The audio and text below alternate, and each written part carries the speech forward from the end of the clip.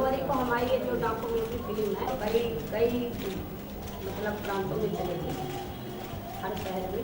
सब लोग, मैं सबको बताना चाहती हूँ आज की डेट में कि सब लोग इसको देखें। मैं तो गुलाबी साड़ी तो पहनी हूँ, लेकिन हमारे जो इस फिल्म के निर्माता हैं, क्या बोलो मैं, अरे वो प्रस्तुत करने वाले और ये डायरेक्टर ये भी बनाए जो निष्ठा जी, ये भी गुलाबी दोनों पहने हैं।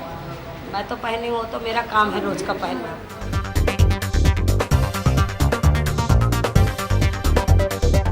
सवाल का जवाब दे दीजिए कि आपने अपने गुट को गुलाबी गैंग नाम क्यों दिया? देखिए, हम अपने गुट को गुलाबी गैंग इसलिए नाम रखा है कि पहले नहीं था गुलाबी। पहले तो हम काम करते थे, और जब हमारे साथ 10,000 औरतें हो गई तो हम कहीं जाते थे तो हम भटक जाते थे, एक दूसरे को पहचान नहीं पाते थे। तो हमने एक ड्रेस चुना। ड्रेस में क्या आया कि हम कौन सा ड्रेस लें। तो जब हम साड़ी खरीदने गए तो हमको पहला ये नीला नीला दिखा, तो हमने कहा ये तो मायावती का ड्रेस है। फिर हम पीले में आ गए, तो पीले में गायत्री परिवार वालों का हो गया।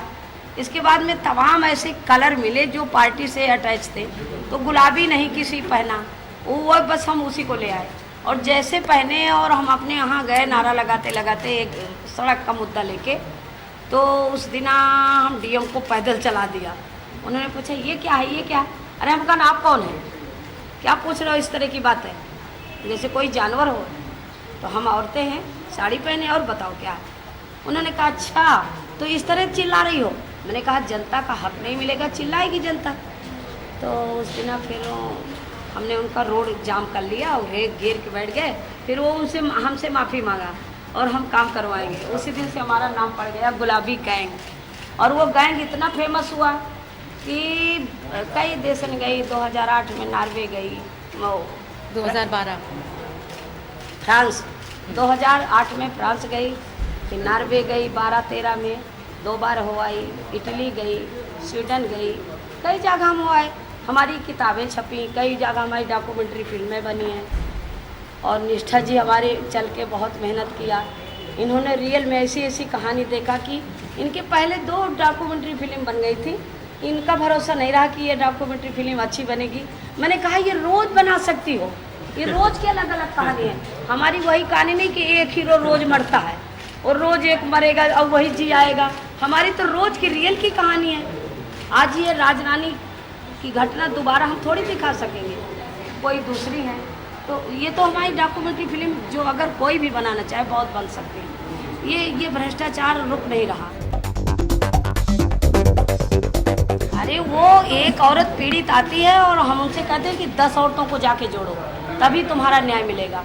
अरे अब औरतों के साथ कितनी बड़ी घटनाएं होती है। देखिए, एक पत्नी एक गाड़ी के पहिए होते हैं, उनका दोनों का हक बराबर होता है। लेकिन आज की डेट में पुरुष औरत को जूती समझता है, और वो काफ़ी अपना जैसे वो घर में सताई जा रही हैं, वो पुलिस के पास गई तो उल्टा वो औरतों को ही पुलिस डांट फटकार के भगाती है। इनकी रवैया इतनी बुरी हो चुकी है, तो इसलिए वो औरतें हमारे पास आ जाती हैं कि हमें कहीं से न्याय नहीं मिल रहा, कोर्ट कचहरी से हमारा भरोसा उठ रहा है। तो बस हम कोर्ट का भरोसा ना लेके अपने बांस कोर्ट का ज़्यादातर हमें भरोसा हो चुका है कि हम बांस कोर्ट से उनको न्याय दिलवाते हैं। नहीं, कौन कहता कि मैं खुश नहीं हूँ? कौन? गुलाब गैंग वाली, जो माधुरी दीक्षित वाली, उन्होंने क्या बनाया है? वो कभी मुझको देखा है? मेरे पास कभी गई है? किसी महिला की घटना लेके आई हैं? हम क्यों खुश हों?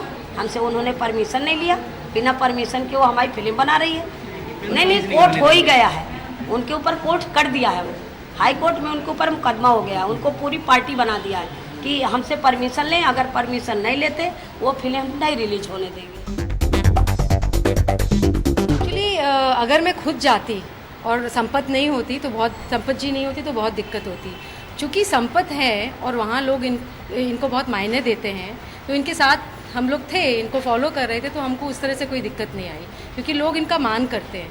तो उन्होंने कभी हमारे कैमरा को रोकने की ज़रूरत नहीं समझी। और कई जगह जैसे पुलिस वालों ने या वो रोकने की कोशिश की, तो हम लोग नहीं रुकते हैं क्योंकि हमारा काम है। अगर ये लोग हमें बोलते कि निष्ठा ये शूट नहीं करो, तो हम नहीं करते। लेकिन अगर पुलिस बोलती है या इस तरह के लोग जैसे गांव वाले जो औरतों को पीड़ित करें, अगर वो हमसे बोलें कि आप शूट नहीं करो, तो हम उनकी बात नहीं मानते। तो ये मेरी एक सिंपल स्ट्रैटेजी है। चैलेंजेस ये होते थे कि वहाँ के जो केसेस जो होते थे ना, तो सभी लोग डर के मारे चुप होते थे। जैसे हमारी फिल्म में एक केस है, एक लड़की की हम लोग को लाश मिलती है और पूरे गांव से हम लोग पूछ रहे हैं और संपत जी भी इंक्वायरी कर रही हैं, तो पूरा एकजुट है गांव और कोई नहीं बोल रहा है। रात में पंचायत बैठा दी और बता दिया सब लोग को कि आप यही बोलोगे, और औरतों को डरा दिया। तो सब एक ही आवाज़ में सब लोग बोल रहे हैं। तो कैसे आप सच्चाई तक पहुँचें, तो ये सबसे बड़ी मुश्किल होती है कि कौन सच बोल रहा है, कौन नहीं बोल रहा है, कौन डरा हुआ है, कौन नहीं डरा है। तो हम कैसे, अगर मैं सामने एक डॉक्यूमेंट्री लाऊंगी तो डॉक्यूमेंट्री में बहुत ज़रूरी है एक सच्चाई पेश करना। तो मुझे तो सच्चाई मालूम होनी चाहिए ना कि क्या सच्चाई है या नहीं। मैं सामने ले आऊँ और बाद में पता चले कि ये झूठ है, तो ये हम लोगों की रिस्पॉन्सिबिलिटी है। तो उसमें पूरा छानबीन करना कि क्या सच है क्या नहीं है, उसके लिए आपको बहुत पेशेंस चाहिए। डॉक्यूमेंट्री के लिए ये नहीं है कि एक बाइट मिल गया चले गए, वो नहीं है, मैं उसमें बिलीव नहीं करती हूँ। तो हम रोज़ाना 5-5 घंटे हम लोग ट्रैवल करते थे, दूर दूर गांव में जाते थे, इनके साथ होते थे, और जो दूसरा जिला के कमांडर हैं उनके साथ हम लोग रात दिन में 10-10, 12-12 घंटे ऐसी जगहों में जाते थे जहाँ गाड़ियाँ नहीं जाती हैं, चल चल के पूरा दिन कैमरा और पूरा सब इक्विपमेंट उठाकर हर जगह जाना। अगर एक गांव की ये कहानी है, जैसे वो लड़की मरी है तो उसकी माँ के पास गए जो कि 200 किलोमीटर दूर है। तो ये इसके लिए पेशेंस ज़रूरी है और हार नहीं मानना। हम लोग 5 महीने तक शूटिंग करते ही रहे हर केस का, जब तक हमें ये पूरी तरह से एश्योरेंस नहीं हो गया कि हाँ ये जो हम बात कर रहे हैं वो जो मैं सामने प्रस्तुत करूँगी फिल्म के अंदर, मैं I am sure that this is right.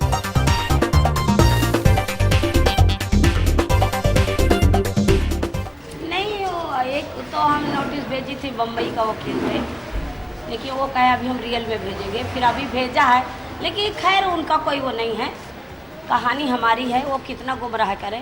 वो एक बार कहे तो दें कि ये संपत की कहानी नहीं, तो हम उनसे पूछना शुरू कर देंगे कि फिर उत्तर प्रदेश में किसका गैंग है, और ये भी पूछूंगी कि किसकी कहानी आप बना रहे हो, जो कि उसमें उत्तर प्रदेश, बुंदेलखंड, और सबसे पहले गैंग किसने बनाया। गैंग के लिए हमें बहुत बहुत झेलना पड़ा है, हमको नक्सली कहा गया, हमको मायावती, मुलायम सिंह एक तरह से हमारी जांच करवाई, और जांच में हमको एक भी डर नहीं लगा कि अगर हम गरीबों की आवाज़ उठा रहे हैं तो चलो नक्सली कहो, हमको वो भी स्वीकार है, हम डरते नहीं हैं।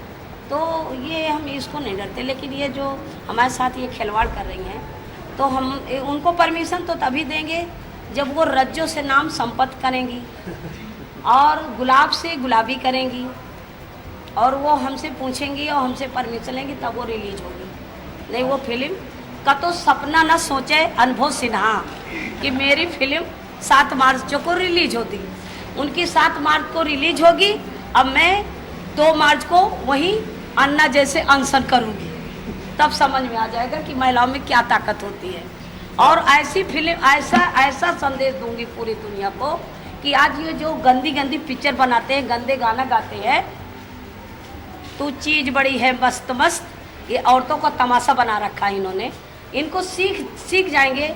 अभी तो देखो हम उतना बड़ा नहीं कर रहे, अभी हम महिलाओं तक है कि उनका न्याय मिले, लेकिन ये जो गाना बनाते हैं, गंदी पिक्चर दिखाते हैं, अगर मैं एक झटका मार दूं तो सारी औरतें लेके सेंसर बोर्ड का घेराव कर देंगी कि नहीं, खबरदार, अब ये गाना नहीं होगा।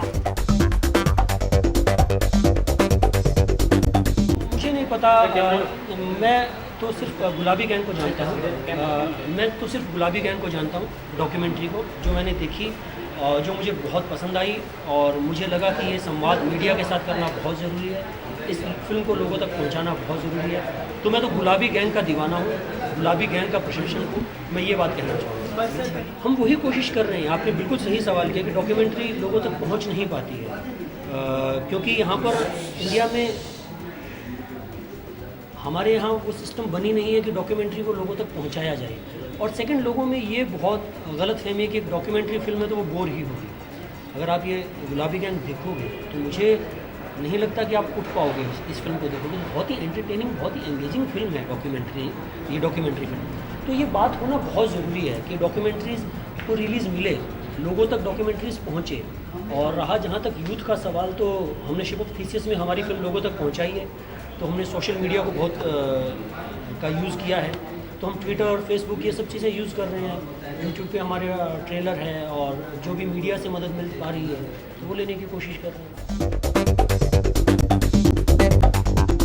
अभी तक क्या हुआ है ना, जब हम लोग सिनेमा देखने जाते हैं तो अपना दिमाग घर पे रख के, तो मैं थोड़ा उसको भी हम लोग सोहम के साथ मिलकर वो भी थोड़ा बदलना चाह रहे हैं कि हम सिनेमा देखने जाएं तो दिमाग लेके जाएं, और हर चीज़ को मतलब इंटरटेनिंग होना कि हर मिनट में आपको हंसा ही रही है, ये भी ज़रूरी नहीं है। मुझे लगता है कि लोग चाहते हैं आज कि हम अपने देश की असलियत देखें, और वो बहुत मतलब वो आएंगे और देखेंगे, अगर उनको मौका मिलेगा तो वो उनको ज़रूर अच्छा लगेगा।